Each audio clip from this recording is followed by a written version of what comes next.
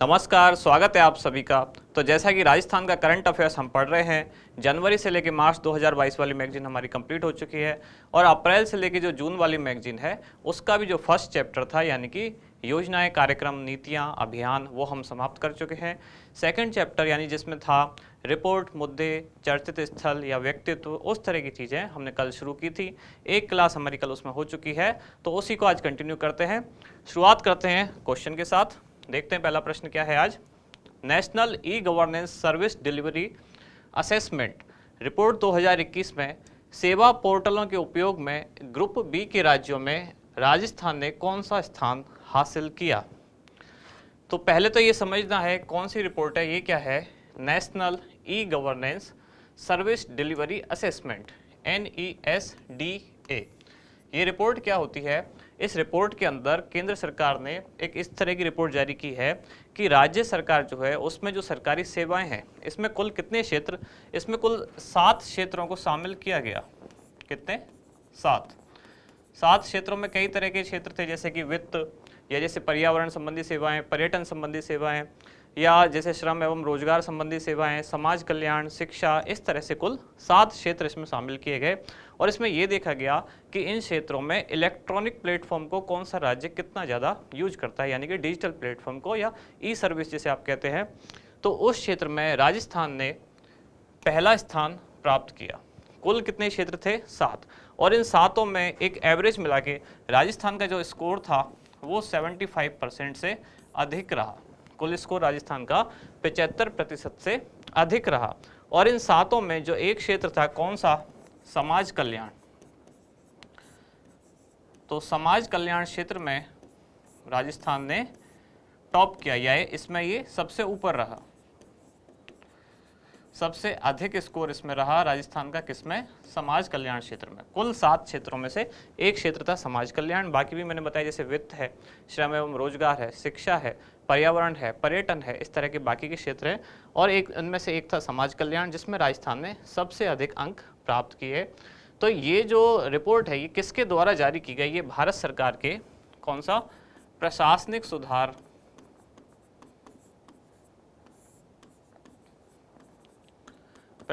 सुधार एवं लोक शिकायत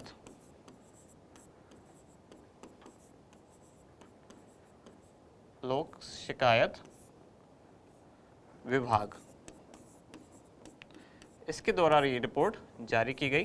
प्रशासनिक सुधार एवं लोक शिकायत विभाग, भारत सरकार।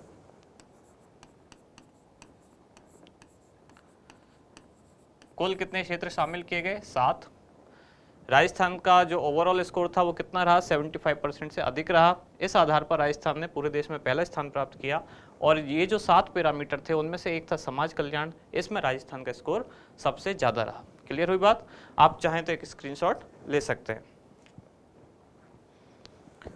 अब देखते हैं नेक्स्ट क्वेश्चन क्या है। नेक्स्ट प्रश्न है, जैविक खेती के क्षेत्रफल में वृद्धि के आधार पर राजस्थान देश में कौन से स्थान पर है? किस चीज़ में?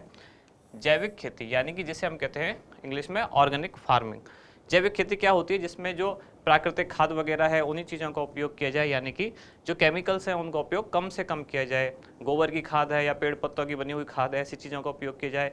कीटनाशकों का उपयोग ना किया जाए। अगर किया जाए तो जो प्राकृतिक रूप से कीटनाशक हैं उनका ही उपयोग किया जाए, नीम वगैरह ऐसी चीज़ों का। तो इस तरह की खेती कहलाती है जैविक खेती। तो इस खेती में क्षेत्रफल में वृद्धि के आधार पर राजस्थान को पूरे देश में कौन सा स्थान हासिल हुआ?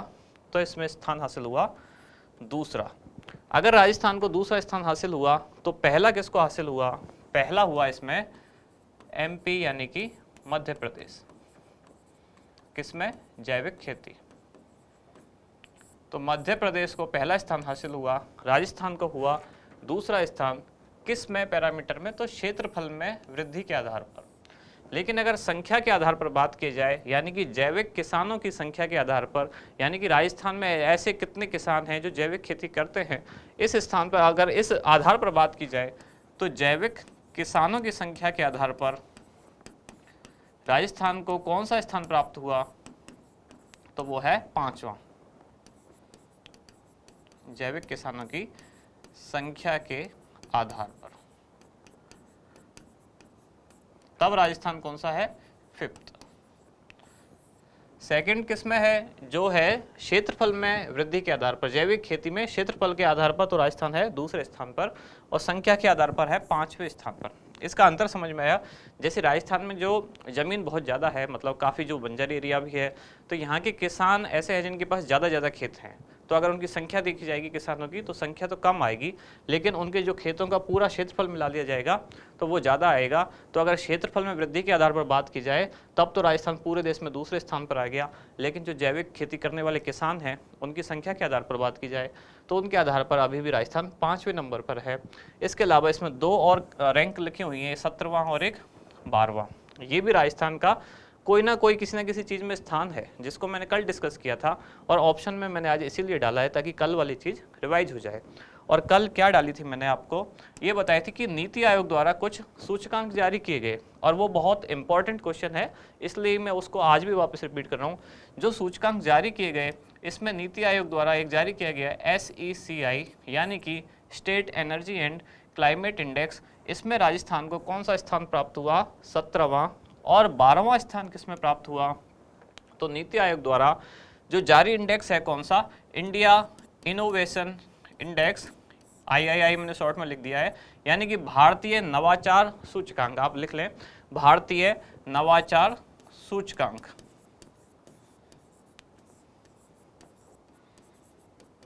भारतीय नवाचार सूचकांक, इसमें राजस्थान को स्थान प्राप्त हुआ 12वां। और ये क्वेश्चन पूछा गया था अभी जो फॉरेस्टर या फॉरेस्ट गार्ड वाला जो एग्जाम हुआ है उसमें।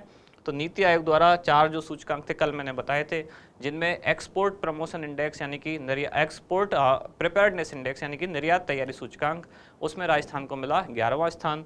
12वां मिला भारतीय नवाचार सूचकांक यानी कि इंडिया इनोवेशन इंडेक्स में। और 16वां स्थान मिला था नीति आयोग द्वारा जो स्वास्थ्य सूचकांक है उसमें। और 17वां स्थान मिला था जो है राज्य ऊर्जा एवं पर्यावरण या जलवायु इंडेक्स यानी कि SECI state energy and climate index, इसमें मिला 17वां स्थान। आप चाहें तो इसका स्क्रीनशॉट ले सकते हैं। फिर बढ़ते हैं अगले क्वेश्चन की तरफ। नेक्स्ट क्वेश्चन क्या है, राष्ट्रीय MSME अवार्ड 2022 की एस्पिरेशनल डिस्ट्रिक्ट श्रेणी में राजस्थान के कौन से जिले को देश भर में दूसरा स्थान प्राप्त हुआ, कौन सी कैटेगरी में, ये है एस्पिरेशनल डिस्ट्रिक्ट।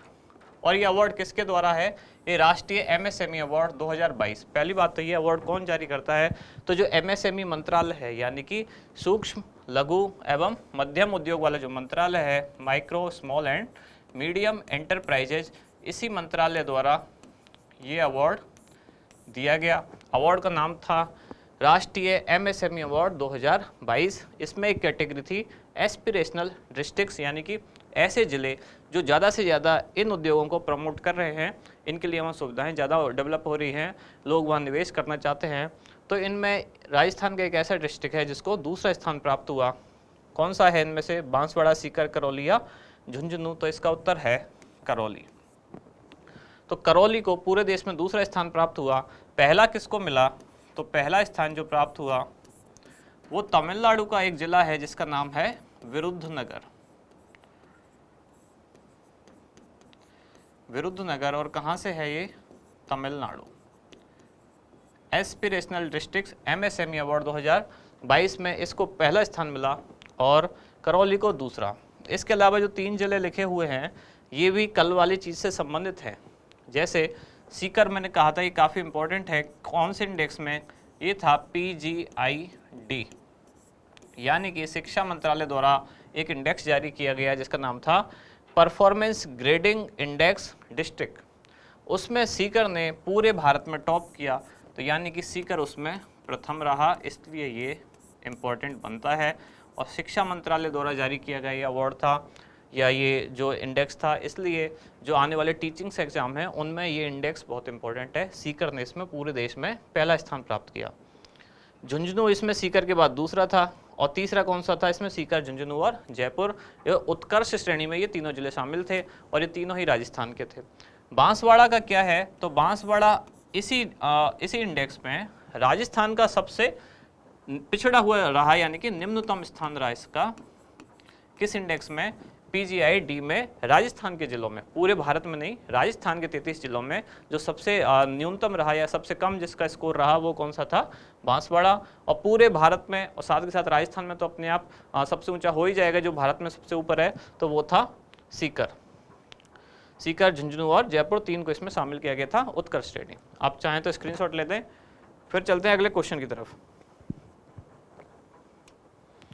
अगला प्रश्न है, राजस्थान सरकार प्रदेश के 28 विश्वविद्यालयों के लिए एक अम्ब्रेला एक्ट लाने जा रही है, जिसमें राज्य के विश्वविद्यालयों में कुलाधिपति के रूप में राज्यपाल की भूमिका समाप्त हो जाएगी। इस तरह का एक्ट लाने वाला राजस्थान देश का कौन सा राज्य होगा?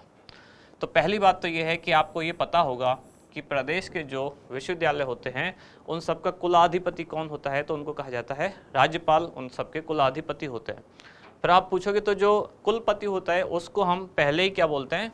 वाइस चांसलर, वीसी बोलते हैं शॉर्ट में, वाइस चांसलर मैंने शॉर्ट में लिख दिया, मतलब वीसी। वीसी किसको कहते हैं? कुलपति। और कुलाधिपति क्या होता है? वो राज्यपाल होता है प्रदेश के इन विश्वविद्यालयों का। अब राज्य सरकार एक ऐसा एक्ट ला रही है, अम्ब्रेला एक्ट का मतलब क्या होता है? जैसे अम्ब्रेला होता है अगर, और अम्ब्रेला के नीचे कई सारी चीजें होती हैं, तो ऐसे ही इस एक्ट के अंदर और भी बहुत सारी चीज़ें समाहित होंगी। तो एक ऐसा एक्ट लाया जा रहा है जिसमें छोटी मोटी और भी सारी चीज़ें समाहित हो जाएंगी, उसी को अम्ब्रेला एक्ट नाम दिया जा रहा है। या कभी आपने सुना होगा कोई अम्ब्रेला कार्यक्रम, अम्ब्रेला योजना, उसका मतलब ये है कि एक बड़ी योजना के अंतर्गत और भी छोटी छोटी कई सारी योजनाएं हैं। तो ऐसा ही एक्ट लाया जा रहा है जिसमें अब प्रदेश में राज्यपाल की भूमिका समाप्त हो जाएगी प्रदेश की यूनिवर्सिटीज़ में, अब वो कुलाधिपति नहीं रहेंगे। इस तरह के जो पहले और भी एक्ट ला चुके हैं वो कौन कौन से राज्य हैं? तो ऐसा पहला करने वाला जो राज्य है वो था तेलंगाना। ऐसा दूसरा एक्ट लाने वाला जो राज्य था वो था बिहार। और राजस्थान बना है अब ऐसा तीसरा राज्य जो इस तरह का एक्ट ला रहा है। अब इस एक्ट के लाने के बाद क्या होगा? अब राज्यपाल केवल एक विजिटर के रूप में रह जाएंगे यूनिवर्सिटी। अगर वो जाएंगे तो दीक्षांत समारोह या इस तरह का कोई प्रोग्राम होगा तो उसमें केवल विजिटर की भूमिका में होंगे। अब कुलाधिपति की नियुक्ति कैसे होगी? तो मुख्यमंत्री द्वारा नामित किया जाएगा किसी भी शिक्षाविद को। मुख्यमंत्री को जो ठीक लगेगा कि ये प्रदेश के कोई नामी शिक्षाविद हैं तो उनको वो प्रदेश के इन 28 विश्वविद्यालयों का कुलाधिपति नामित कर सकते हैं। और कौन सी कमेटी की सिफारिश पर इस तरह का ड्राफ्ट तैयार किया जा रहा है? तो ये है, उस कमेटी के अध्यक्ष हैं प्रोफेसर P.C. त्रिवेदी। ये प्रोफेसर P.C. त्रिवेदी जो हैं ये JNU के पूर्व वीसी हैं, ये एक्स वीसी हैं, वाइस चांसलर, यानी कहाँ के? JNU के। इनकी अध्यक्षता में एक कमेटी बनाई गई जो इसका ड्राफ्ट तैयार कर रही है कि किस तरह का बिल लाया जाना चाहिए, क्या चीज़ें होनी चाहिए। तो उसके बारे में तैयारी हो रही है और राजस्थान ऐसा एक्ट लाने वाला या इस तरह का ड्राफ्ट लाने वाला भारत का तीसरा राज्य है। एक स्क्रीनशॉट आप ले लें, फिर चलते हैं आगे।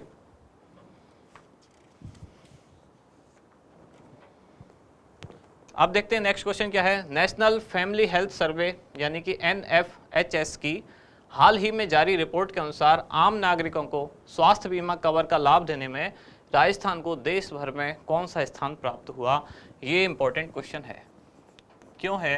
क्योंकि सरकार चिरंजीवी स्वास्थ्य बीमा योजना का बहुत ज़्यादा प्रचार प्रसार कर रही है कि हमने हेल्थ जो बीमा है या हेल्थ इंश्योरेंस जो है वो हमारे देश के नागरिकों को, प्रदेश के नागरिकों को बहुत ज़्यादा दिया है।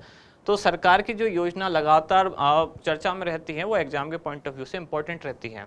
तो राजस्थान ने कुल मिला के लगभग 88% परिवारों को स्वास्थ्य बीमा कवर प्रदान किया है किसी न किसी योजना के तहत।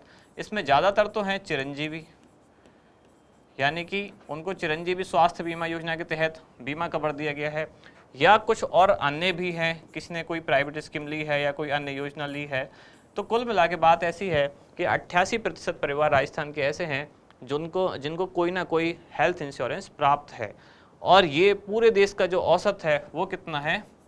41% है राष्ट्रीय औसत। तो उससे ये दुगने से भी ज़्यादा है, यानी कि राजस्थान में जो स्वास्थ्य बीमा है कितना प्रतिशत है? अभी 88% लोगों को स्वास्थ्य बीमा, 88% परिवारों को स्वास्थ्य बीमा मिल चुका है और पूरे भारत में ये औसत है 41%। इस हिसाब से राजस्थान का पूरे देश में कौन सा स्थान होना चाहिए?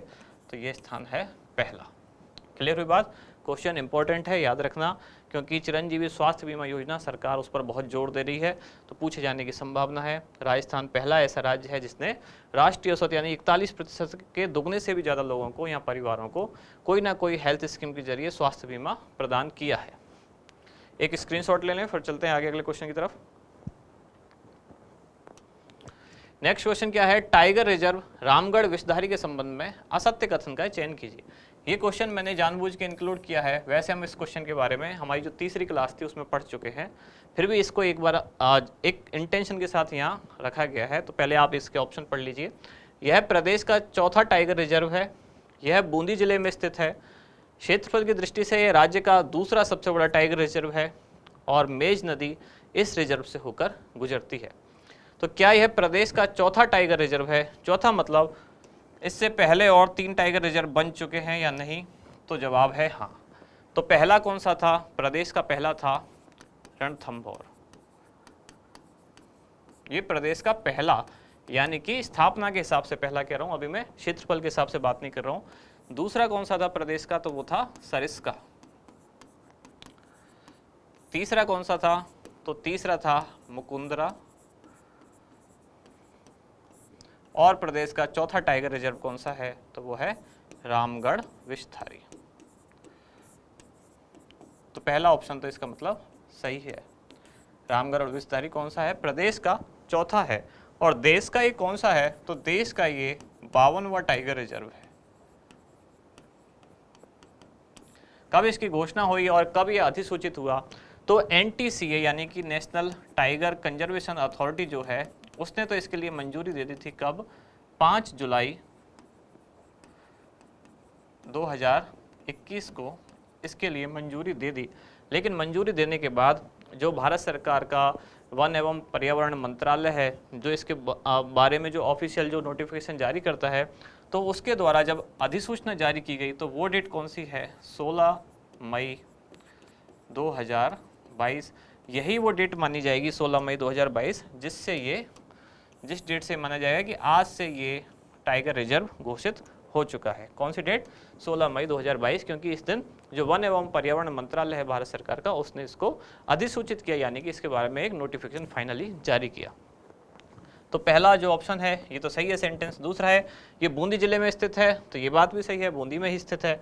क्षेत्रफल की दृष्टि से यह राजस्थान का दूसरा सबसे बड़ा टाइगर रिजर्व है, इसीलिए इस क्वेश्चन को आज यहाँ शामिल किया गया है, क्योंकि जो हमने तीसरी क्लास हमारी थी उसका 5वां क्वेश्चन था, तो उसमें यही था आंसर कि ये दूसरा सबसे बड़ा टाइगर रिजर्व है।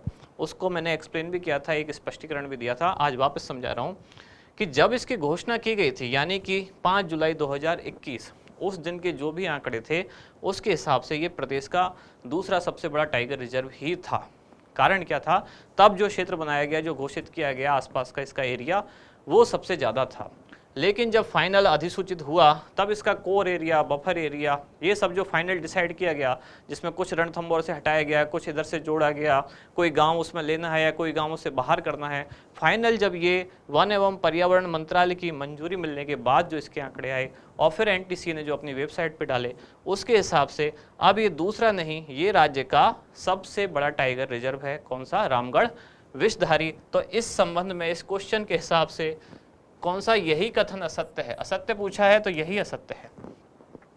समझ में आई बात? तीसरी क्लास की जो वीडियो है उसका 5वां जो क्वेश्चन है वहाँ ये बात सही है, लेकिन अब वो बात पुरानी हो गई, उसको आप करेक्ट कर लें, क्योंकि अब सही आंसर ये है। कारण आपको मैंने बताया, चौथा ऑप्शन है कि मेज नदी इस रिजर्व से होकर गुजरती है, ये बात सही है। और अगर क्वेश्चन टफ बनाना हुआ तो इस तरह का क्वेश्चन बनाया जा सकता है कि इस टाइगर रिजर्व से कौन सी नदी होकर बहती है, तो वो है मेज नदी। इस तरह का क्वेश्चन एक बार IAS एग्जाम में पूछा गया कि जो भारत के राष्ट्रीय उद्यान है, तो कौन से राष्ट्रीय उद्यान से कौन सी नदी बहती है, इस तरह की चीज़ें पूछी गई। तो अगर क्वेश्चन टफ बनाना हुआ तब इस तरह की चीज़ पूछी जा सकती है, वरना राजस्थान के जो एग्जाम है या RPSC के जो एग्जाम है उनमें ज़्यादातर सामान्य फैक्ट पूछे जाते हैं। फिर भी आप ये चीज़ भी याद रखें कि मेज नदी और मेज चंबल की सहायक नदी है जो कि इस टाइगर रिजर्व से होकर बहती है। अब फाइनल जो आंकड़े हैं क्षेत्रफल के, उनके हिसाब से जो रामगढ़ विषधारी है इसका क्षेत्रफल कितना है? 1511 या 1501 दशमलव समथिंग कुछ है वर्ग किलोमीटर। दूसरे पर है रणथंभौर जो है 1411 वर्ग किलोमीटर। सर ये लगभग मैं बता रहा हूँ मैं, 1 आध किलोमीटर ऊपर नीचे है। सरिस्का है लगभग 1213 वर्ग किलोमीटर और मुकुंदरा हिल है 759 वर्ग किलोमीटर। तो अब क्षेत्रफल के हिसाब से सबसे बड़ा रामगढ़ विषधारी, दूसरा रणथंभौर, तीसरा सरिस्का और चौथा मुकुंदरा हिल्स। और स्थापना के हिसाब से सबसे पहले स्थापना हुई रणथंभौर की, फिर हुई सरिस्का की, तीसरा मुकुंदरा और चौथा रामगढ़ विषधारी। क्लियर हुई बात। ये क्वेश्चन आज इसीलिए लिया है क्योंकि पुरानी वीडियो में हो सकता है कि कुछ लोगों ने वो कमेंट ना पढ़ा हो, वहाँ उस वीडियो में मैंने एक कमेंट भी करवाया है, पिन किया हुआ है, लेकिन हो सकता है कुछ लोगों ने अगर वो वीडियो ना देखा हो दोबारा या कमेंट ना पढ़ा हो, इसलिए मैं वापस यहाँ इस चीज़ को एक्सप्लेन कर रहा हूँ। आज ये दूसरी या तीसरी क्लास है जिसमें इस चीज़ को मैं क्लियर कर चुका हूँ। अब चलते हैं आगे, इसका एक स्क्रीनशॉट ले लें फिर अगले क्वेश्चन की तरफ।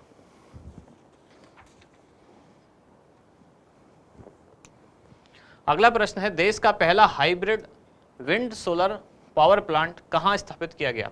हाइब्रिड का मतलब क्या होता है, दो चीजें कोई मिक्स की गई हैं, मतलब एक तरह का संकर जिसको कहते हैं, शंकर नहीं संकर, यानी दो चीजें मिलाई गई हैं। तो ये कौन कौन सी दो चीजें मिलाई गई हैं, विंड एंड सोलर, मतलब एक ऐसा पावर प्लांट बनाया जा रहा है जहाँ पवन ऊर्जा भी बनेगी और जहाँ सौर ऊर्जा भी बनेगी।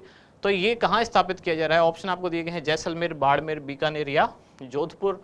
तो क्या है इसका उत्तर, इसका उत्तर है जैसलमेर। अब प्रश्न इसमें इंपॉर्टेंट ये होगा कि कौन सी संस्था द्वारा बनाया जा रहा है, तो Adani green energy limited, AGEL, पूरा नाम अडानी ग्रीन एनर्जी लिमिटेड, ये ओरिजिनल कंपनी है और इस कंपनी के अधीन ही इसकी एक संस्था है जिसका नाम है अडानी हाइब्रिड एनर्जी, जो इसकी वो ब्रांच जो केवल हाइब्रिड एनर्जी पे काम करती है, हाइब्रिड एनर्जी लिमिटेड, उसके द्वारा ये जो पावर प्लांट है, कौन सा, hybrid wind solar power plant, वो बनाया जा रहा है इस कंपनी के द्वारा, अडानी हाइब्रिड एनर्जी लिमिटेड। ये किसकी एक सब ब्रांच है, ये है AGEL यानी कि अडानी ग्रीन एनर्जी लिमिटेड। इसके द्वारा ये स्थापित किया जा रहा है कहाँ, जैसलमेर में, जहाँ विंड एनर्जी यानी कि पवन ऊर्जा और सोलर एनर्जी यानी सौर ऊर्जा दोनों का उत्पादन किया जाएगा। क्षमता इसकी कितनी होगी, तो इसकी क्षमता होगी लगभग 390 मेगावाट। क्लियर हुई बात। बढ़ते हैं आगे अगले क्वेश्चन की तरफ। अगला प्रश्न है, हाल ही में जयपुर के SMS चिकित्सालय में नए IPD टावर का शिलान्यास किया गया, तो इस टावर के आर्किटेक्ट कौन थे, यानी कि वास्तुकार कौन थे। ये क्वेश्चन किस लिए लिया है, क्योंकि इसके जो वास्तुकार हैं उनको हमने पहले भी पढ़ा है एक बार। ऑप्शन है चंद्र प्रकाश द्विवेदी, अनूप बर्तरिया, रामदयाल शर्मा या सुदर्शन पटनायक। चंद्र प्रकाश द्विवेदी, इनको इस बार क्या मिला, पद्मश्री अवार्ड। इनके साथ दो लोगों को और मिला, जिसमें से एक नाम तो यही है, कौन, रामदयाल शर्मा। तीसरा और नाम है एक, जो कौन है, अवनी लेखरा। तो ये हमने जब हमारी जनवरी मार्च वाली मैगजीन पढ़ी थी तब ये सारे नाम पढ़े थे। ये फिल्मकार या फिल्म निर्माता हैं, इन्होंने पिंजर और चाणक्य जैसे सीरियल बनाए। रामदयाल शर्मा ये नौटंकी कलाकार हैं, इनको पद्मश्री मिला। ये सिरोही जिले के हैं, ये भरतपुर जिले के हैं।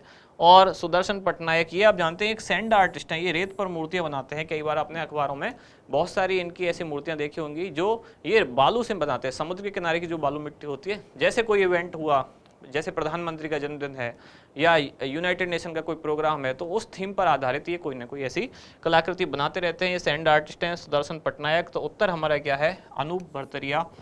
इन्होंने जो SMS चिकित्सालय है उसका IPD टावर बनाया है, उसका शिलान्यास किया। उसके ये कौन है, वास्तुकार या एक तरह के आर्किटेक्ट है। IPD के बारे में मैंने बताया था कि IPD और OPD में अंतर क्या होता है। जब पेशेंट भर्ती हो जाता है हॉस्पिटल के अंदर तब उसको कहते हैं ये IPD हो गया, मतलब IPD डिपार्टमेंट वाला हो गया, इन पेशेंट डिपार्टमेंट। और अगर पेशेंट केवल हॉस्पिटल आता है, दवाइयाँ डॉक्टर से लेता है और वापस चला जाता है, तो उसको बोलते हैं आउट पेशेंट डिपार्टमेंट, OPD। तो इस अनूप भरतरिया जी ने एक तो इसके आर्किटेक्ट किया। इसके अलावा राजभवन यानी कि जहाँ राज्यपाल रहते हैं वहाँ एक चीज़ और बनाई जा रही है जिसका नाम है संविधान पार्क। तो ये संविधान पार्क के भी वास्तुकार हैं। जो 26 जनवरी 2022 को शुरू किया गया उसका कार्यक्रम, उसमें भी क्या है कि संविधान की जो ऐतिहासिक निर्माण यात्रा है, कब कैसे कौन से आर्टिकल आए, क्या बना, कौन संविधान सभा में थे। तो उस तरह की कुछ जो कलाकृतियां हैं इनके द्वारा उनको भी डिजाइन किया जा रहा है, जो कि राजभवन यानी कि जहां राज्यपाल निवास करते हैं जयपुर में, वहां संविधान पार्क बनाया जा रहा है और 26 जनवरी 2022 को वो शुरू किया गया। अब बढ़ते हैं आगे अगले प्रश्न की तरफ। ये है, हाल ही में राजस्थान सरकार ने मरुस्थलीकरण को रोकने हेतु तथा मृदा संरक्षण हेतु निम्नलिखित में से किस समूह के साथ समझौता पत्र हस्ताक्षरित किया। इस तरह के क्वेश्चन पूछे जा रहे हैं। जब भी सरकार किसी प्राइवेट संस्था के साथ कोई समझौता हस्ताक्षरित करती है तो एग्जाम के पॉइंट ऑफ व्यू से वो क्वेश्चन इंपॉर्टेंट होता है। जैसे कि ताज़ा उदाहरण आपके पास है, फर्स्ट ग्रेड एग्जाम में पूछा गया कि वेदांता समूह के साथ सरकार ने कौन सा तरह का जो कार्यक्रम वो शुरू किया, तो वो था नंदघर। नंदघर में क्या है कि जो महिला विकास मंत्रालय है, बाल विकास एवं महिला मंत्रालय जो है राजस्थान सरकार का, वो और वेदांता समूह जो है, ये इन दोनों ने मिलकर जो आंगनवाड़ी केंद्र हैं राजस्थान के, उनको डेवलप करने का एक समझौता पत्र हस्ताक्षरित किया। L&T कंपनी जो है, लार्सन एंड टर्बो, इसने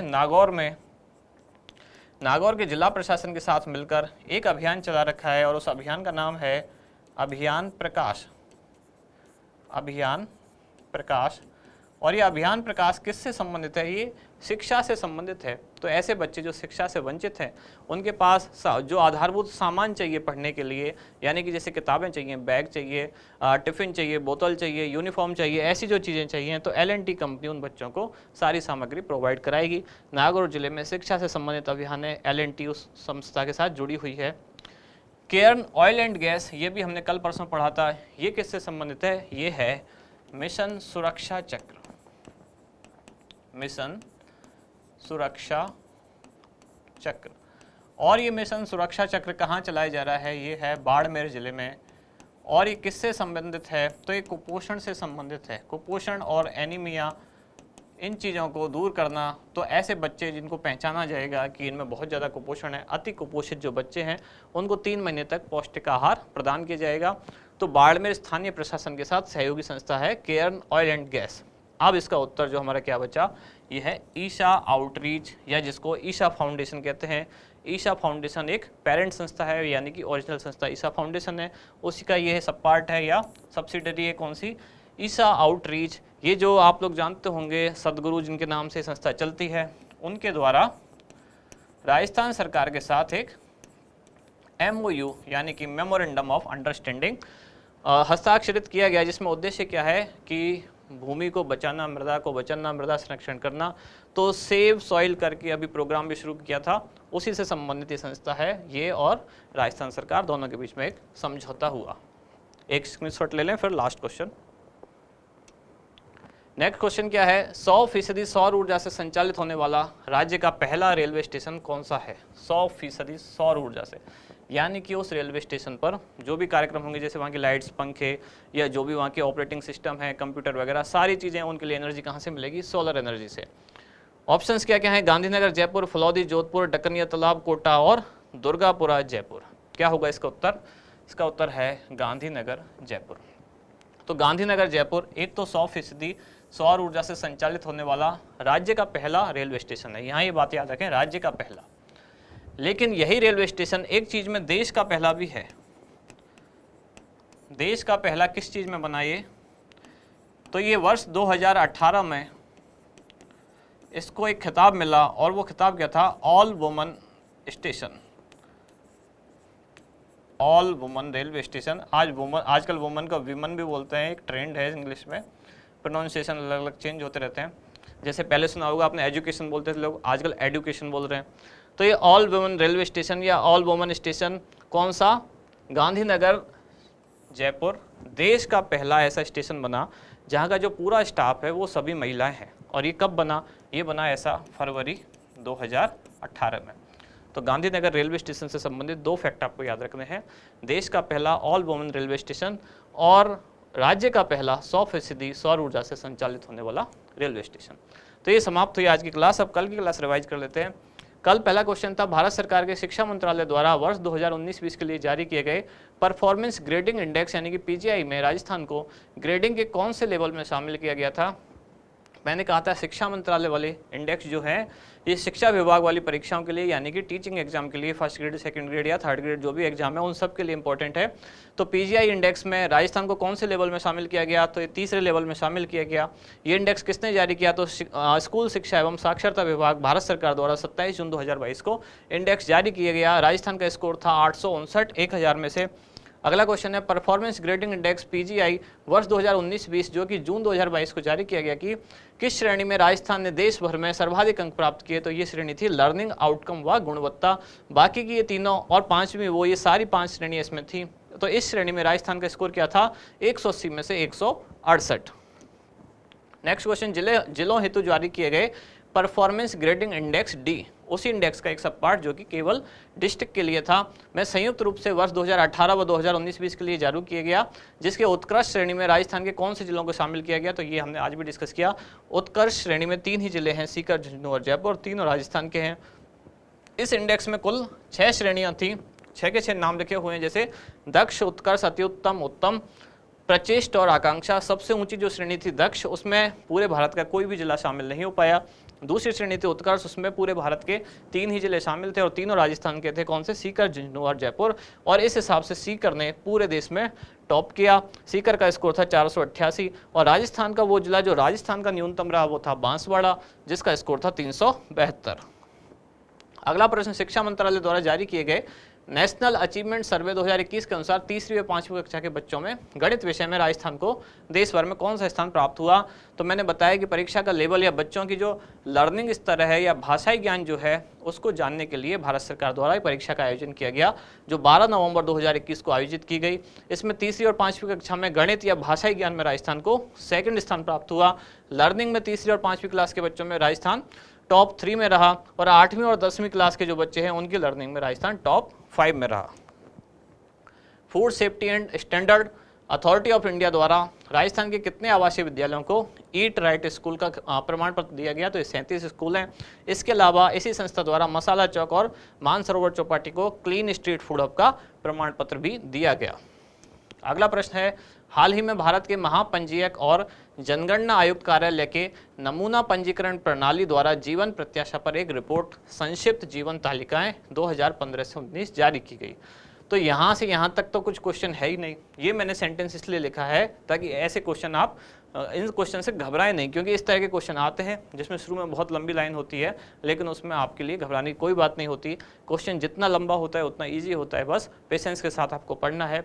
लास्ट में बस क्वेश्चन है कि उस रिपोर्ट के अनुसार 2015 से 19 के दौरान जन्म के समय राजस्थान की जीवन प्रत्याशा कितनी है, तो वो है 69.0 और जो 66.8 थी ये राजस्थान में पुरुषों की जीवन प्रत्याशा है, 71.3 है ये महिलाओं की जीवन प्रत्याशा है और 69.7 है ये भारत में एवरेज यानी कि पुरुष और महिलाएं दोनों की मिला के जीवन प्रत्याशा है। प्रत्याशा शब्द जो अगर नहीं समझ पा रहे हैं कि जीवन प्रत्याशा क्या होती है, प्रत्याशा को एक बार आप तोड़ के पढ़िए। प्रत्याशा मतलब क्या होती है, जीवन प्रत्याशा। जीवन प्रत्याशा मतलब जीवन के प्रति आशा, यहाँ संधि हुई है, प्रतिधन आशा, प्रत्याशा। तो जीवन के प्रति आशा यानी कि जिस दिन व्यक्ति का जन्म हुआ, बच्चे का जन्म हुआ, अब उसके जीवन की आगे कितनी उम्र तक जीने की उसकी उम्मीद है, वो कहलाती है जीवन प्रत्याशा। तो राजस्थान में 69 साल है, मतलब यहाँ की स्वास्थ्य सुविधाएं देखते हुए अब ऐसा लगता है कि यहाँ जिस बच्चे का जन्म हुआ वो 69 साल तक जीवित रहेगा। जबकि भारत में कितनी है, तो 69.7। अच्छा, इसमें एक दो चीज़ें मैंने नहीं लिखी कि इस हिसाब से राजस्थान 18वें स्थान पर रहा बड़े राज्यों में। तो पूरे भारत में सबसे ज़्यादा किसकी है, तो सर्वाधिक है दिल्ली, और वो कितनी थी 75.9 वर्ष। और सबसे कम किसकी है, वो है छत्तीसगढ़, ये शायद है 63.5 या ऐसा कुछ आसपास है, 63 पॉइंट समथिंग कुछ है। सबसे ज़्यादा है दिल्ली 75 पॉइंट कुछ, और फिर है छत्तीसगढ़ सबसे कम, और भारत का औसत है 69.7। राजस्थान में इसमें है 69, राजस्थान में पुरुषों की है 66.8 और राजस्थान में महिलाओं की है 71.3। प्रत्याशा का मतलब आपको समझ में आया, इस शब्द से घबराने की जरूरत नहीं है। अगला प्रश्न है, भारत सरकार के वाणिज्य और उद्योग मंत्रालय द्वारा जारी ईज ऑफ डूइंग बिजनेस की बिजनेस रिफॉर्म्स एक्शन प्लान यानी कि BRAP रिपोर्ट 2020 के तहत राजस्थान को किस श्रेणी में शामिल किया गया। टॉप अचीवर्स, अचीवर, एस्पायर या इमर्जिंग बिजनेस इकोसिस्टम। तो इसमें ये 4 ही श्रेणियां थी जिसमें राजस्थान तीसरी श्रेणी यानी कि एस्पायर में शामिल था। अगला प्रश्न है, नीति आयोग द्वारा जारी राज्य ऊर्जा और जलवायु सूचकांक यानी कि SECI राउंड 1 में राजस्थान को कौन सा स्थान प्राप्त हुआ।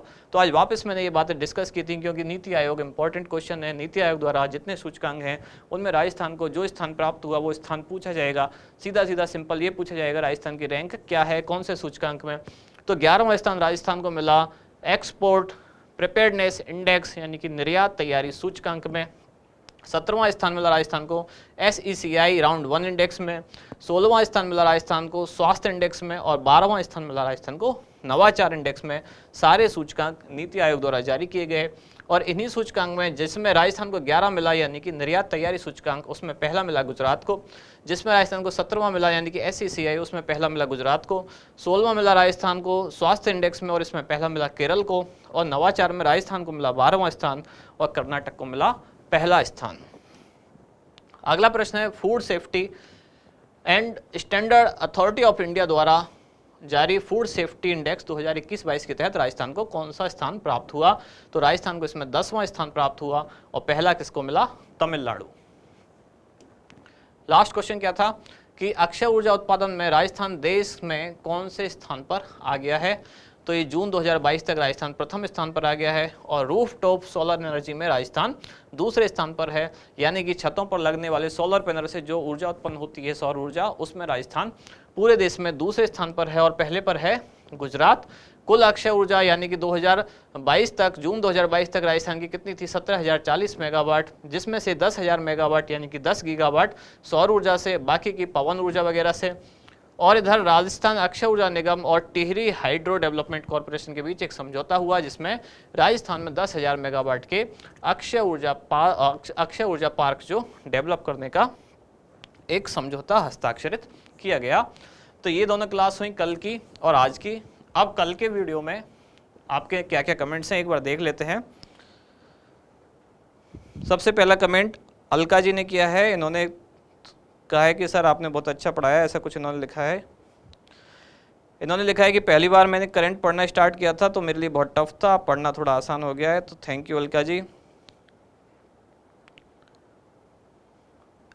बाकी कुछ लोगों ने लिखा है PDF के लिए। तो PDF में आपको बता रहा हूँ, अगर PDF डिले हो रही है तो आप उसके इंतजार में परेशान ना हो। हर दिन हम यहाँ स्क्रीनशॉट ले ही रहे हैं, आज से आप स्क्रीनशॉट लेना शुरू करें और इस मैटर को अपने आप लिखते जाएं।